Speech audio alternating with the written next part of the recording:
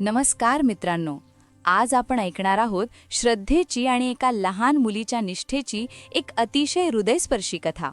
श्री दत्ताच्या आशीर्वादाची खरी कहाणी.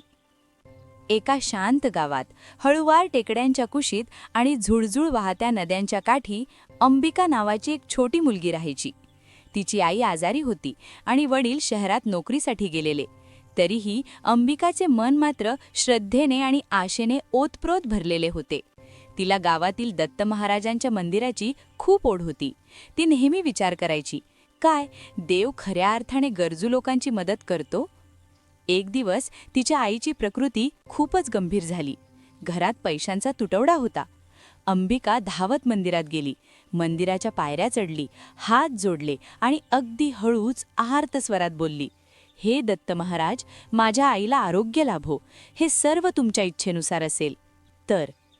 नेमक्या त्याच वेळी तिथे एक भक्त उभा होता. अंबिकाच्या प्रार्थनेतील ती निष्ठा पाहून त्याचे मन भरून आले. त्याने तिला औषध दिले आणि मायेने म्हणाला, गोड मुली, तुझी श्रद्धा त्याच्यापर्यंत पोहोचली आहे. अंबिकाचे डोळे भरून आले. तिला फक्त औषध मिळाले नव्हते, तर तिच्या प्रार्थनेला उत्तर मिळाल्याची जाणीव झाली होती. काही दिवसांनंतर गावावर भीषण दुष्काळाचे सावट आले. शेतं कोरडी पडली, विहिरी आटल्या आणि लोक भयभीत झाले. पण अंबिकाची श्रद्धा ढळली नाही. ती पुन्हा मंदिरात गेली. आता ती फक्त स्वतःच्या आईसाठी नाही, तर संपूर्ण गावासाठी प्रार्थना करायला आली होती. तिने डोळे मिटले आणि व्याकुळ होऊन म्हणाली, हे दत्त महाराज, आमचे गाव संकटात आहे. कृपया पाऊस द्या. आमच्या लोकांना जगण्याची संधी द्या. आमची मदत करा. आमची चिंता दूर करा. आणि काय आश्चर्य! जणू आकाशानेच तिचा तो टाहो ऐकला.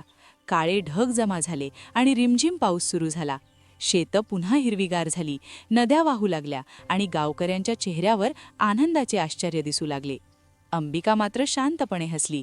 तिला ठाऊक होते, हा केवळ योगायोग नव्हता, तर ही तिच्या श्रद्धेची ताकद होती. काही लोक तरीही साशंक होते. ते हसत म्हणायचे, अशा लहान मुलीच्या प्रार्थनेने काय पाऊस पडतो का? अंबिकाने त्यांना अतिशय शांतपणे उत्तर दिले, मी फक्त मनापासून प्रार्थना करते. त्याचे परिणाम काय असावेत हे सर्व दत्त महाराजांच्या हाती आहे.